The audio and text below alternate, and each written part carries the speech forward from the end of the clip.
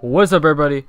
It's your boy KC Gaming 456 here, guys, and today I have some breaking news from the NBA. You guys know this is trade season. The draft's coming up soon. Everyone's talking about who's the top five. Markelle Fultz going to 76ers.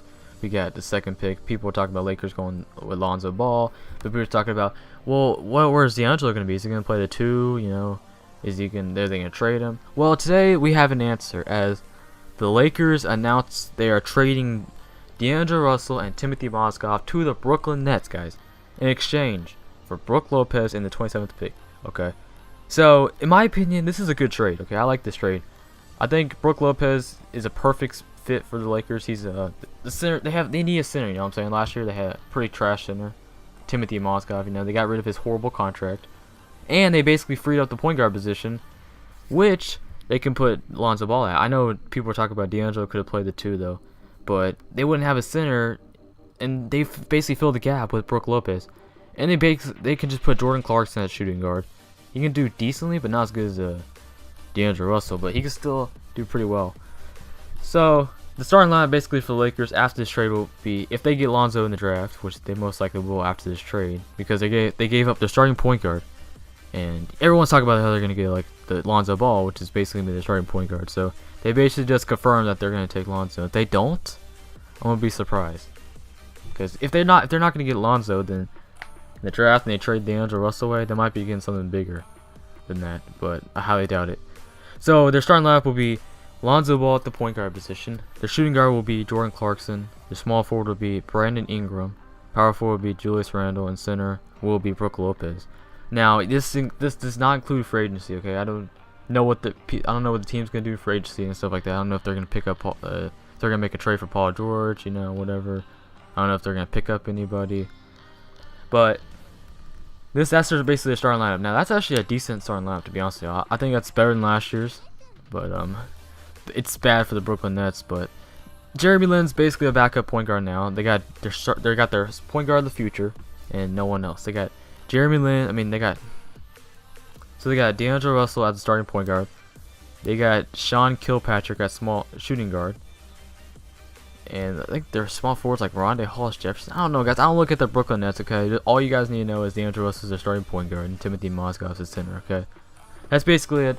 Brooklyn, I think it's a decent trade. They got a young star who's basically going to probably waste his career here in Brooklyn. He's probably going to leave as soon as he hits free agency, which I hope he does. Because who wants to be playing for the Brooklyn Nets, Like, no offense, Brooklyn Nets fans, but, you guys aren't doing the best right now. Anyway, our second trade here, guys, is Dwight Howard is going to his 14,000th team now. He's going to the Hornets, okay? Now, the official trade details is the Hawks are trading away Dwight Howard and the 31st pick in the draft in exchange for the Hornets' Marco Bellinelli, Miles Plumlee, and the 41st pick.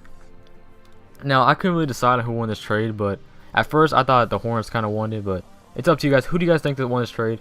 The only reason why I'm doubting it kind of is because, Dwight Howard's kind of old. He doesn't have what he used to have. He's not as good as he used to be. What do you guys think? Let me know down below who won the Hornets and Hawks trade. I just think that what the Hornets got is not equivalent to Dwight Howard. Just in my opinion, Miles Plumlee and Marco Bellinelli are not Dwight Howard. Just to be honest with y'all, 31st pick will not be equivalent to Dwight Howard. The 41st pick will not be equivalent. So I don't know, man. It's just like an interesting trade. You know what I'm saying? We'll see what happens next season. Dwight might have like his best season of his entire career. He might have one of his worst seasons in his entire career. We never know until the next season starts. Last trade here is we have a long time ago. Actually, it happened a couple days ago. Now, this trade is one. It does involve my favorite team, and where I was born at. So we have a big giant trade here.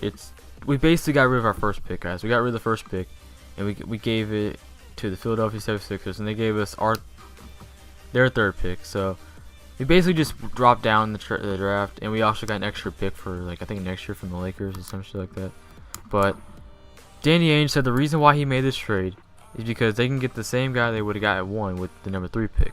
So if you think about it, I think I know who they're gonna draft. So we know that Philadelphia will probably take Markelle Fultz. You know what I'm saying? So then we have Lonzo Ball probably gonna be taken by the Lakers after this trade, most definitely.